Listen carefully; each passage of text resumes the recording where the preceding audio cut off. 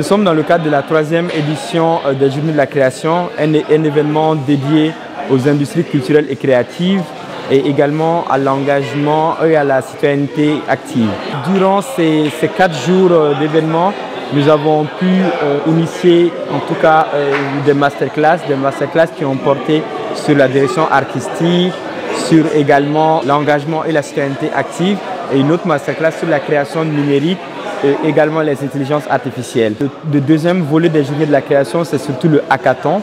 Le hackathon qui consistait justement à constituer des groupes qui avaient 72 heures pour réfléchir à des solutions ou à des outils, en tout cas pour répondre à des problématiques de leur communauté, mais tout en intégrant une dimension entrepreneuriale, en intégrant également une dimension citoyenne, mais aussi une dimension artistique et culturelle.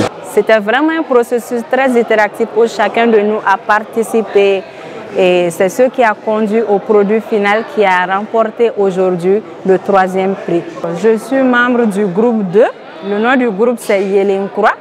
Ce que nous avons présenté, c'est vraiment apporter une solution innovante à un problème qui touche les jeunes principalement au Mali, qu'on appelle le tabagisme. Durant 4 jours intensifs, j'ai eu la chance de travailler avec un groupe constitué de 5 personnes et nous avons travaillé sur un projet nommé Kalanso Digital. Kalanso Digital est une plateforme numérique que nous avons imaginée pour promouvoir les arts à travers le numérique avec l'apprentissage de plusieurs modules et également l'exposition des créations. Et on peut dire que ce projet-là, on l'a imaginé à un si peu de temps et nous en sommes vraiment fiers. Nous avons remporté le 2e prix et je peux dire que c'est une vraie réelle fierté. Nous avons présenté une application dénommée Touma Mali. C'est une application qui va réunir tous les acteurs de l'art et de la culture au Mali. On est dans un pays où le potentiel humain est énorme. Mais le truc, c'est qu'il arrive des fois que ceux qui travaillent dans l'ombre, cette jeunesse-là qui travaille dans l'ombre, elle n'est pas mise en lumière. Et cette jeunesse-là, quand on la met en lumière, quand on lui offre ce qu'elle veut, quand on lui donne que les bases de départ, que des fragments, elle développe ces fragments-là.